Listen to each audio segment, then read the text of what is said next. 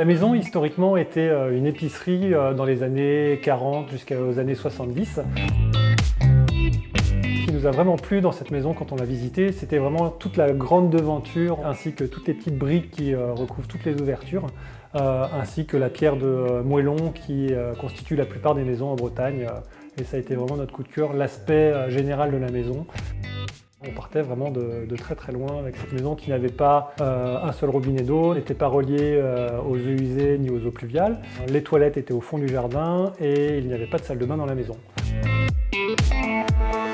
Le projet a été vraiment de faire une rénovation, on va dire, énergétique. On avait déjà en contact une architecte qui nous a amené en fait à faire une maison avec notamment un ballon thermodynamique pour l'eau chaude. L'unique point de chauffage est un poêle à bois dans la maison.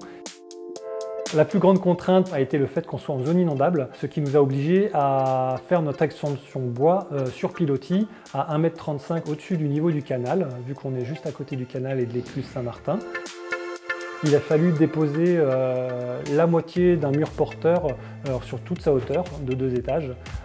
C'est pour ça que nous avons fait appel à un maçon qui était vraiment spécialisé en ouverture de murs pour des travaux aussi sensibles que celui-là. Après, le charpentier est venu faire toute l'ossature bois de l'extension.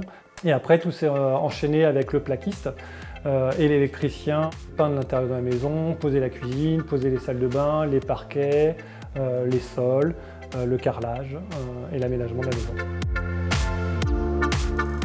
La toute dernière phase a été la réalisation du jardin. Donc on a dû refaire toute une pelouse et mettre en place une terrasse de 30 mètres carrés. Au fur et à mesure de l'avancement des travaux, je prenais du plaisir à essayer de chercher quel style on allait adopter pour cette maison. Vu les matières assez nobles que l'on a utilisées comme le bois et le métal, du coup j'ai un peu orienté la décoration vers un style scandinave et industriel.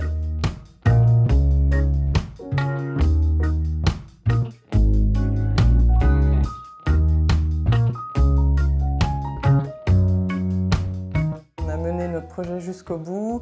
C'est une maison dans laquelle, avec nos 2 enfants, on se sent très bien et on a envie d'en profiter pleinement durant toutes ces années.